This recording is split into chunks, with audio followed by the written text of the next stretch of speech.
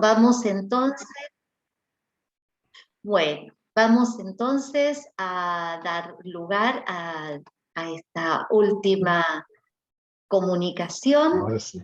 Ahora sí, ¿no? Bien. Ahora A esta sí, última, ahora sí. ahora se escucha, menos mal. Perfecto. Como les decía, y como decía también Romina, este maratónico encuentro lo va a cerrar en este momento el doctor Ricardo da Costa de la Universidad Federal de Espíritu Santo, Brasil. Su comunicación se llama Aventuras y desventuras de la filosofía medieval en tierras brasileñas. El caso de Ramon Llull. Te escuchamos, Ricardo. Gracias. Muchas gracias por la invitación, Celina y Susana, sobre todo. Y un placer, un honor representar la parte brasileña de la filosofía latinoamericana. Espero que todos puedan comprender mi pobríssimo espanhol, sempre com Susana como minha professora, rigorosa professora. Muito bem. Esse tema da filosofia medieval sofre em Brasil muitíssimas desventuras, muito mais que aventuras. Déjame ler mi resumen para concentrar minha atenção e mente. Estava hasta agora em classes de História del Arte, desde a manhã, e agora estou empezando a adentrar en el mundo del castellano. Bueno, Sí. la filosofía Si quieres medieval. compartir pantalla, puedes, ¿eh? No. Es una meditación como parece la lamentación de la filosofía. y estoy en móvil porque no sé por qué el sonido está mucho mejor en móvil do que en laptop. Entonces, bueno.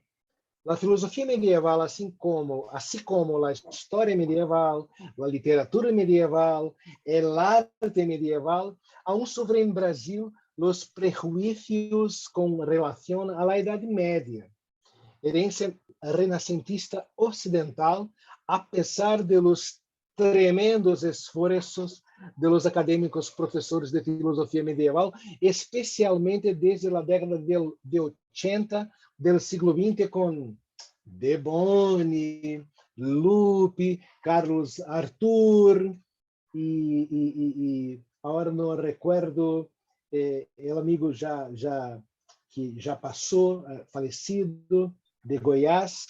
José Antônio. José Antônio. Lupe! Um prazer. Eu vim para te ajudar. Muito obrigado, Lupe. Cheio de cabelos brancos, parece que a sabedoria empieza a adentrar el espíritu de Lupe. Os prejuízos de los colegas professores de filosofia moderna e, sobretudo, filosofia contemporânea, empiezam com os alunos de las clases que iniciam em la universidade, además de fuertes presiones políticas ad intra. Isso é problema, parece que milenar da educação brasileira, e agora mais aún porque história medieval e todo o mundo da tradição do mundo pré-revolução industrial parece que está sofrendo desinteresse coletivo da sociedade brasileira. Incluso há alguns anos houve uma proposta de quitar a história medieval da educação primária. Seria desastre para a percepção do tempo, o peso do tempo em la história, em la educação. Graças a Deus, essa proposta foi rechazada por os amigos acadêmicos. Bueno, la intención de mi testimonio es narrar mi trabajo con los textos del filósofo Ramón Llull, la estupefacción de los colegas, mucha estupefacción, el desconocimiento de las normas editoriales internacionales de publicación de textos medievales, en Brasil sobre todo, ¿no? Y las presiones académicas para hacer interpretaciones más próximas de las líneas materialistas del pasado. Esse é o segundo tema. O primeiro, basicamente político, acadêmico, político, de uma hostilidade sempre presente e cada vez mais forte de los colegas de la filosofia. Tenho muitas histórias, teria muitas histórias para contar de surpresas, rechaços, hostilidades, incluso em la formação del grado de las graduações, porque filosofia medieval, assim como filosofia antiga, tienen sido presentadas para los alumnos siempre casi con la parte más, digamos, espiritualizada del platonismo, del neoplatonismo y sobretudo de la filosofía medieval, para que los alumnos tengan más simpatía por la filosofía antiga y la filosofía medieval. É uma tonteria, me parece uma tonteria.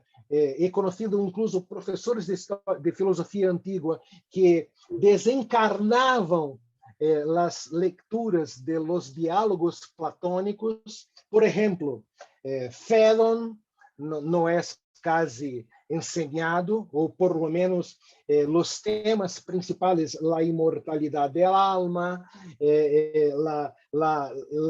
la vida pós-mortem, o último capítulo de la República e muito mais coisas. Por lo tanto, o estoicismo também, o estoicismo e toda sua tradição mais estoica, mais transcendental, também são ensinados quase como se fossem outras filosofias muito distintas das filosofias que eu he leído. Por exemplo, os diálogos platônicos, quando eu comecei a ler-los, quedei estupefacto porque não era isso que eu escutava em classes, em reuniões de los colegiados de pós-grado, etc., etc., etc.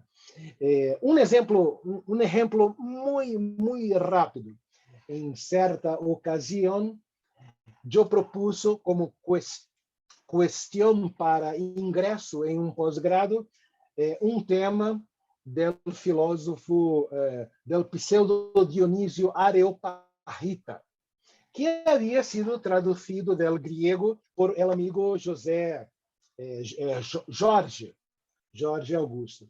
E o Bento, Guilherme de Bento, meu amigo Bento. E todo o colegiado estupefato.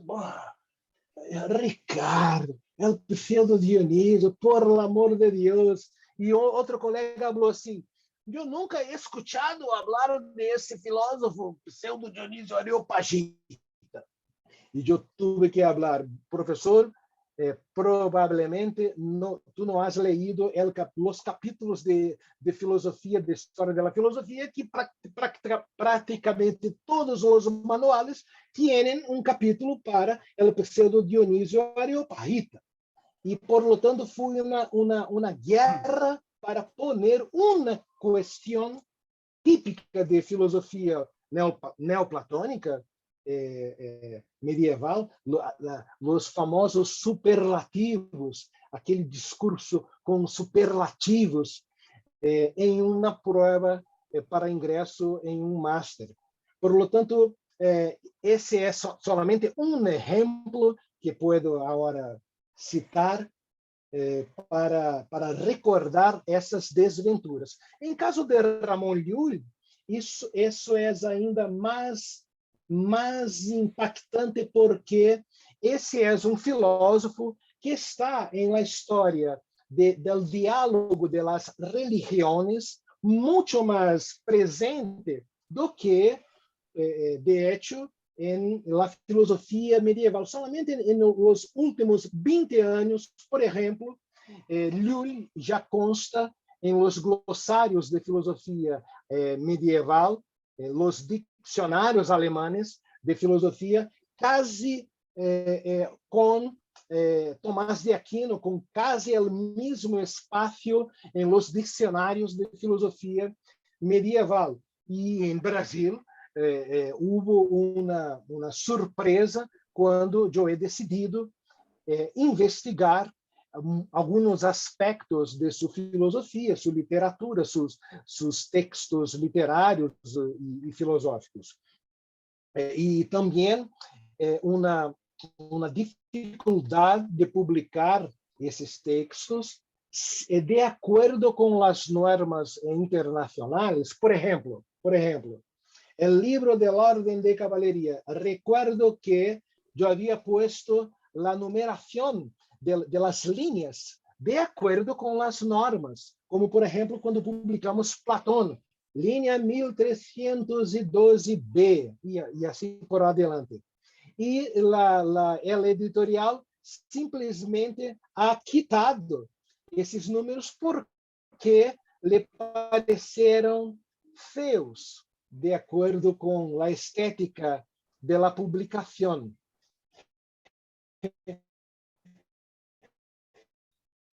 Então, há muitos problemas, continua firme,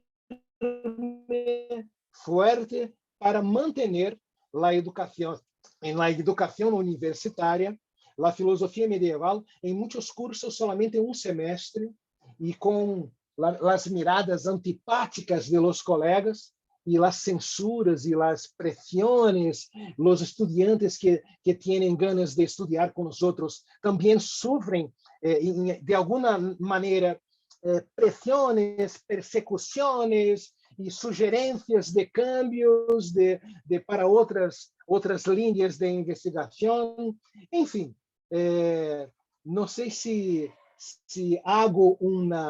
apresento uma visão muito pessimista de las corrientes de la educación universitaria brasileña, pero de hecho esa es mi sensación después de 20 años, 21 ahora, como professor universitário federal, e parece que o horizonte não está melhor. Não me parece que tenhamos uma luz mais simpática no horizonte. Lupe, perdona mi pessimismo.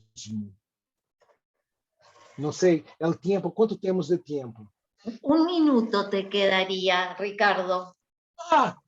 Pues já está, e berro para Susana a fazer seus comentários e propostas de diálogo nesse mar de pessimismo que acabo de apresentar.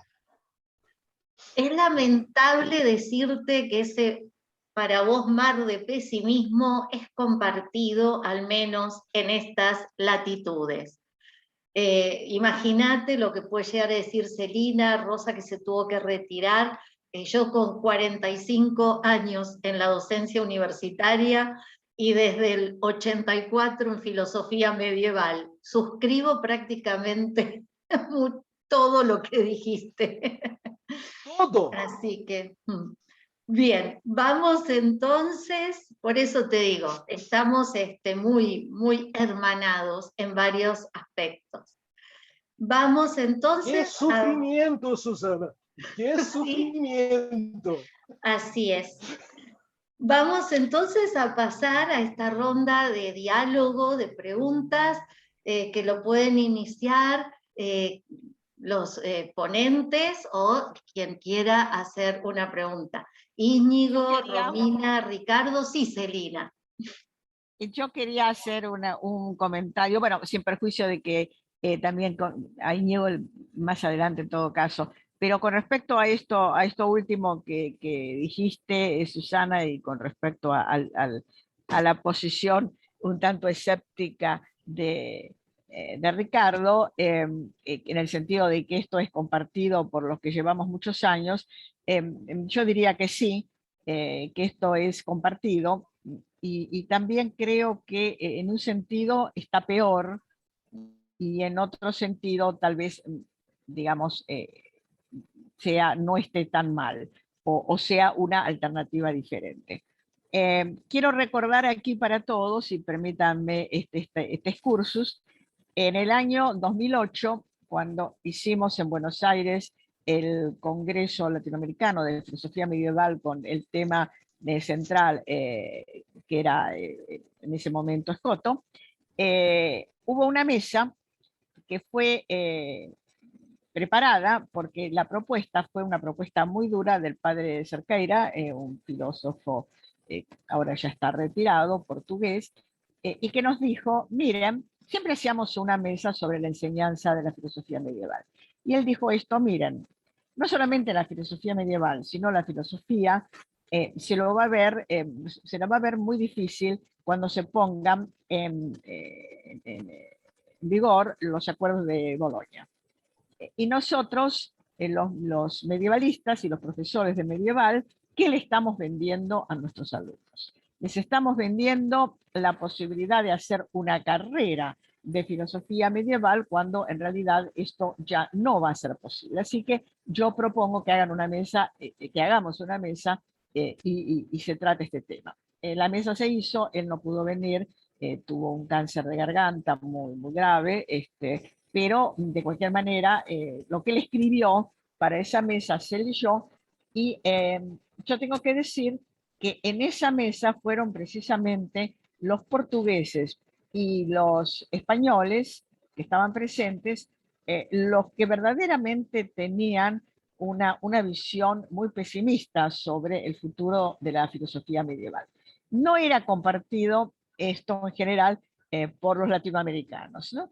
Y recuerdo como una anécdota que cuando salimos, una colega, Claudia D'Amico, de la Universidad de Buenos Aires, dijo como con un suspiro de alivio, ay, bueno, nosotros entonces estamos mucho mejor. Eh, Evidentemente no teníamos idea de lo que iba a pasar. En Europa eso ya ha pasado. La cantidad de cátedras de filosofía medieval que había ya no existe.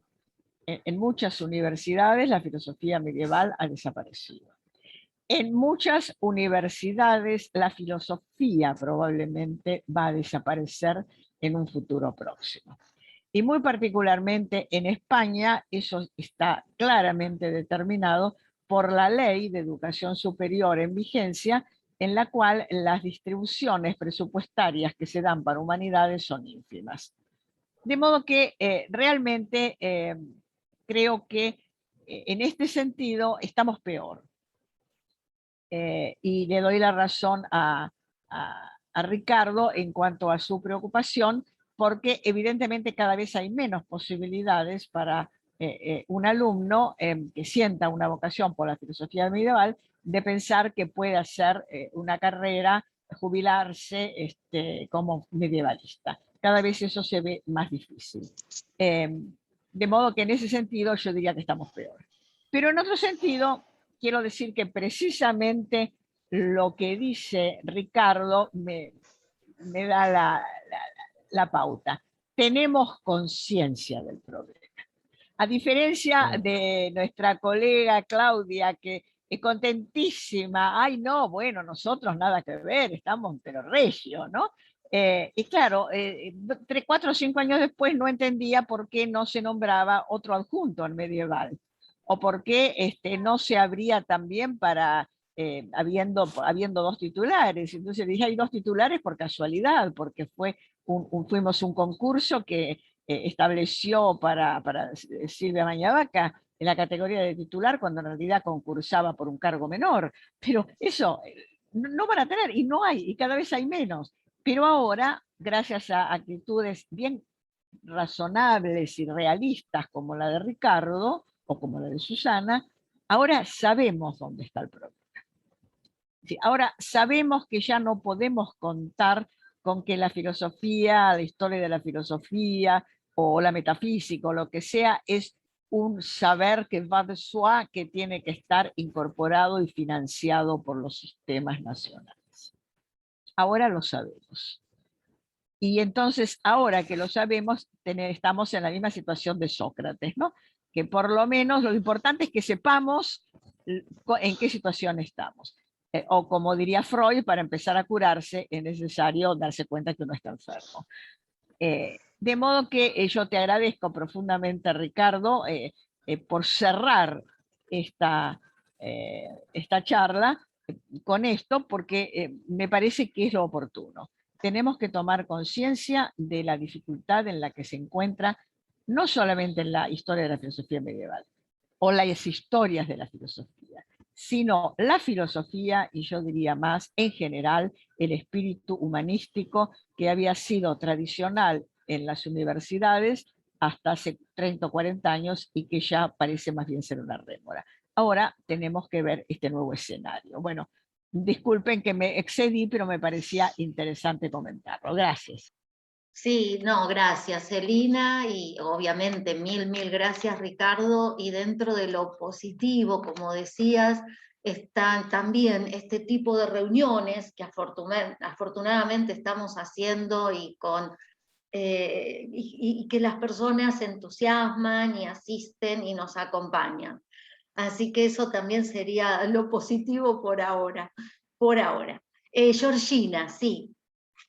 Yo quería añadir dos datos en relación a España y a lo que comentaba ahora Celina. Uno es que, bueno, además de todo esto, yo creo que en España está pasando lo mismo, ¿no? Y además, digamos que ahora hay cierto sector de los filósofos analíticos que se están especializando en medieval, moderna, desde la metodología analítica y que están ocupando también sitios que antes eran para historiadores de la filosofía. Eso punto uno.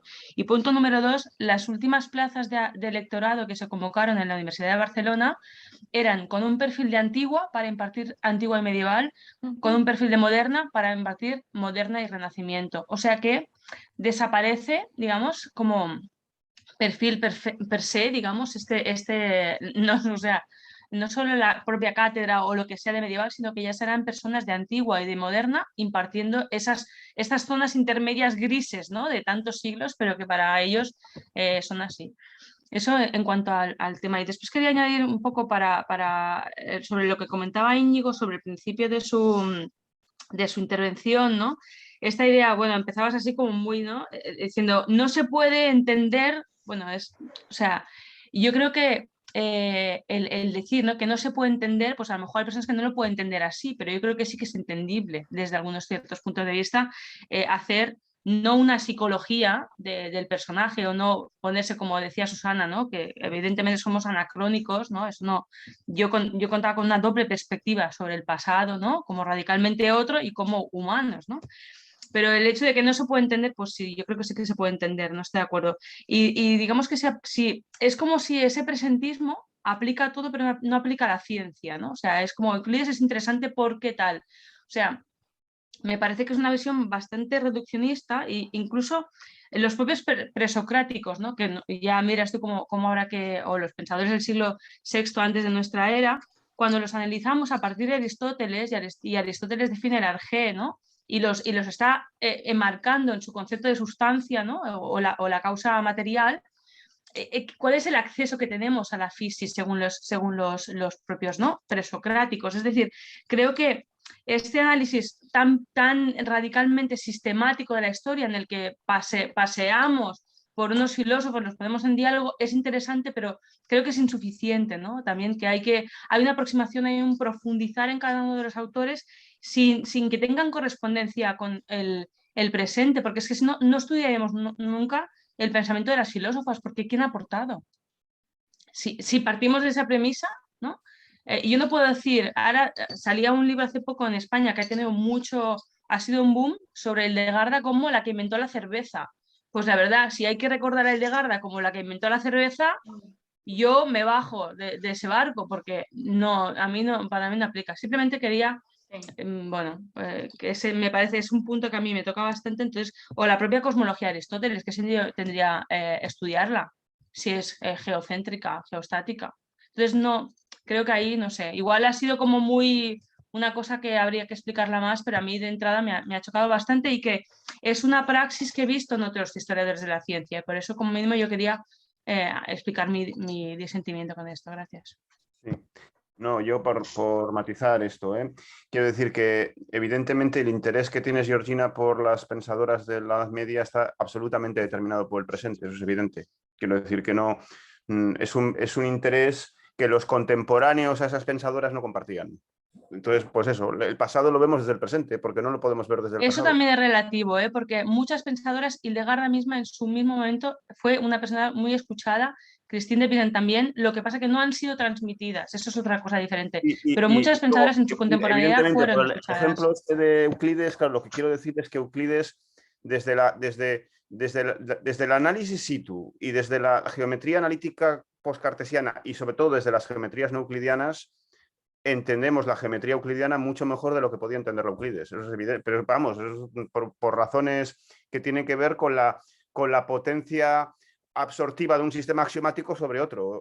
Por lo mismo Pero que eso no entendemos... aplica a todo, no me refiero, tú has mencionado esto, pero no Pero aplica a también, todo, creo. bueno, pero yo creo que a muchos segmentos de la historia de la filosofía sí que aplica, ¿no? Quiero decir que, por ejemplo, desde ya sé que, en fin, que también esto es muy discutible, hacer aquí analogías de ese tipo, ¿no? Pero evidentemente desde la mecánica relativista podemos entender la mecánica clásica newtoniana pues perfectamente, porque la reconstruimos.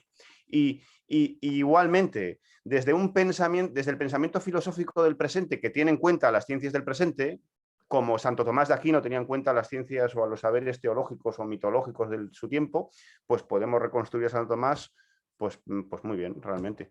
No, y luego yo quería una pregunta también, profesor, porque me ha interesado mucho la comunicación de Romina. Yo creo, bueno, esto que voy a decir ahora es muy conocido, pero quizás me parece que el proyecto ese, por supuesto, es totalmente legítimo y además fertilísimo. Quizás uno de los puntos de conexión que tiene Hume con este panorama nominalista post-ocamiano, además de todo lo dicho, tiene que ver también con no ya tanto con el nominalismo, que también, sino con otra dimensión fundamental del pensamiento de Occam, que además Occam comparte con otro franciscano, con Duns Scoto, que es el voluntarismo teológico.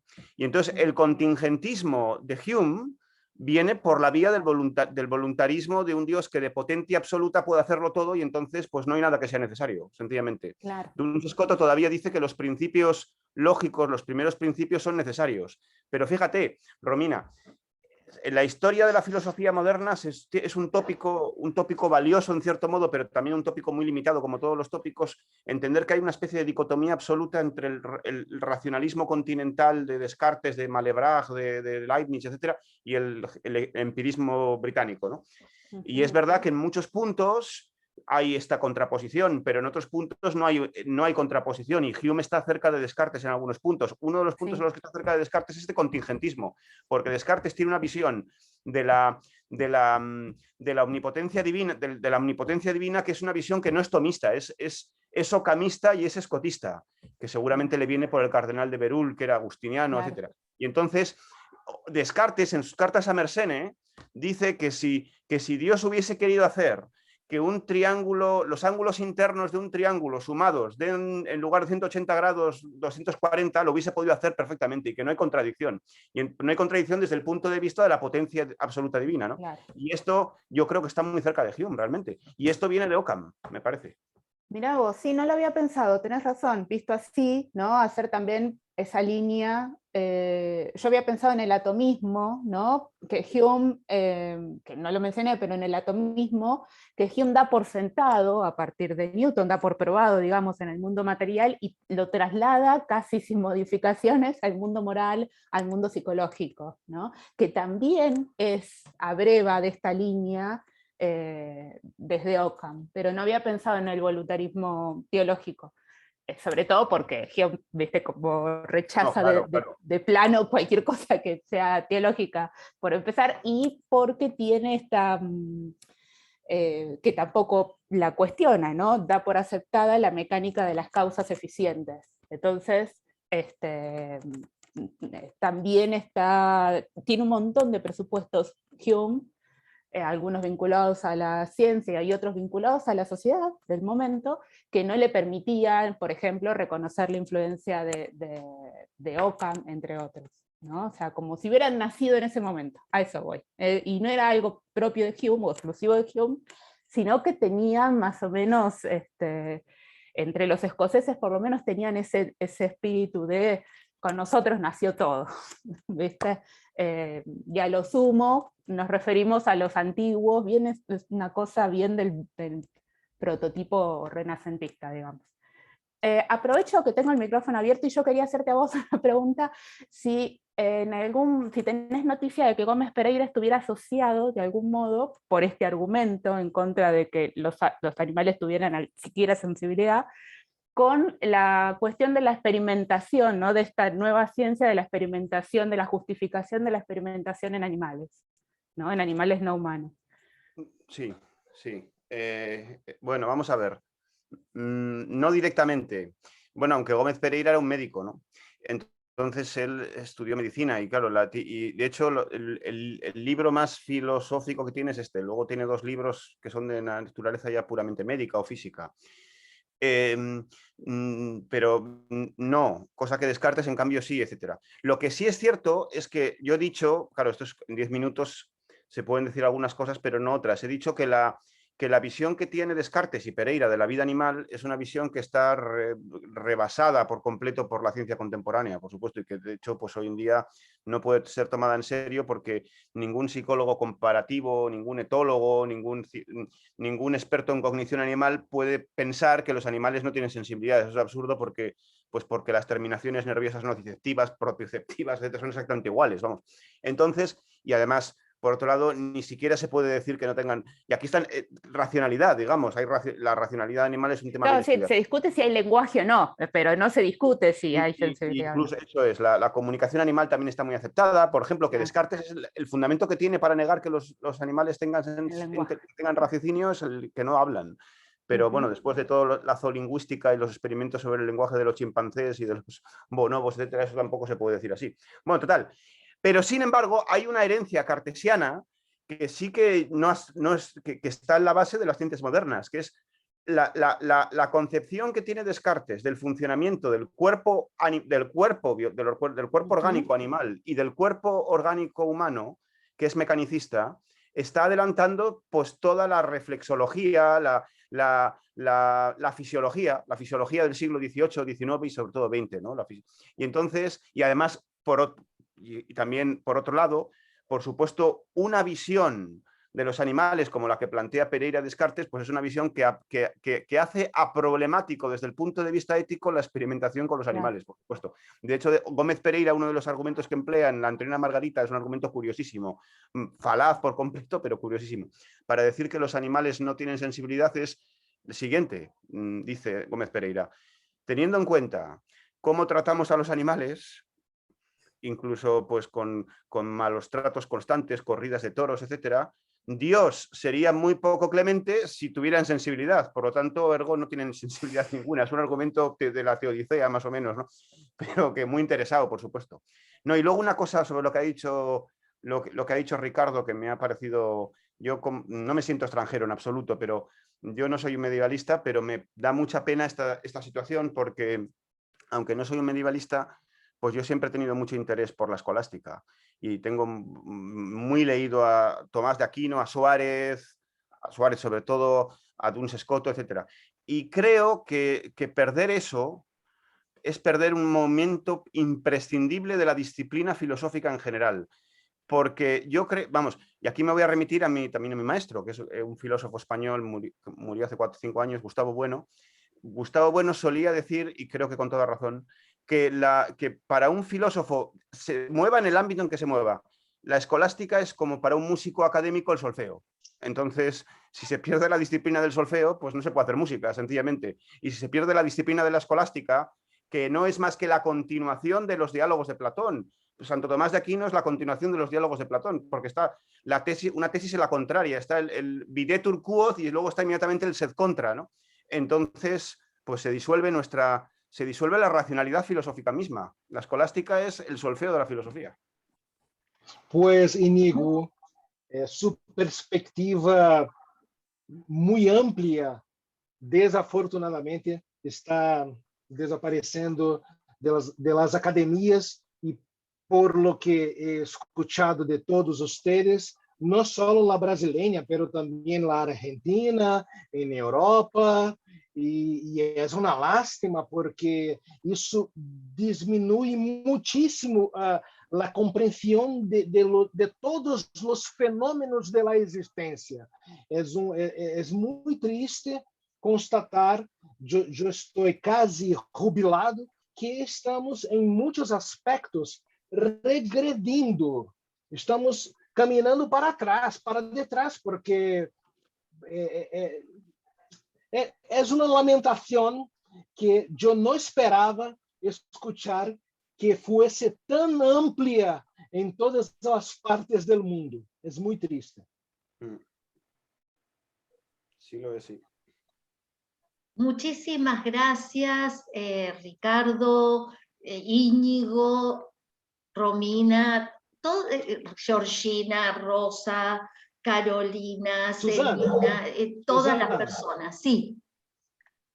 Déjame solamente, Sí. muy rápidamente, donar una enhorabuena para la profesora Georgina Rabassó por su trabajo, el saber que embellece el alma, Sí. porque es muy bueno.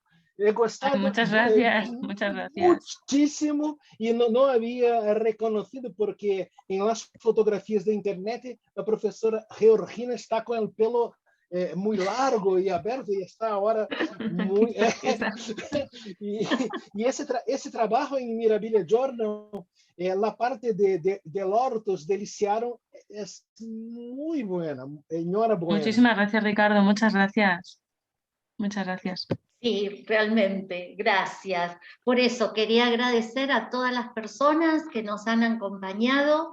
Muchísimas gracias, ya me voy a poner en comunicación con ustedes para organizar la publicación de esta jornada. Y quiero darle, no sé si Celina quiere cerrar este coloquio 2021. Bueno, muchas gracias. Susana, gracias por todo el enorme trabajo que has tenido de llevar adelante esta maratón, como bien dijiste, porque era largo y no tuvimos ningún corte, pero creo que ha estado verdaderamente muy bien. Así que muchas gracias a todos. Los invitamos a los que son miembros de la red a continuar participando y presentando proyectos, y a los que no son, bueno, tienen la posibilidad de serlo. En un futuro próximo tienen el intercongreso, la participación en el intercongreso habilita para ser miembro pleno de la red. Así que muchas gracias a todos. Bueno, Susana, te va a tocar cerrar el Zoom por lo menos. Un gran abrazo a todos, y una oportunidad para todos de encontrarnos. Y yo creo, estoy prácticamente segura que antes de fin de año tendremos una reunión de saludo, de despedida, pero también con algunas novedades. Así que esperemos hasta dentro de un mes más o menos. Gracias, Celina, y bueno, por la filosofía, brindo con agua, pero por la filosofía. Brindemos por la filosofía. Da mala suerte brindar con agua. Por la filosofía. La próxima será con otra cosa. La próxima con algo más sustancial. Un abrazo muy grande para todas y todos. Muchas abrazos. Gracias. Abrazo enorme. Adiós. Adiós, adiós. Muchas gracias. Gracias.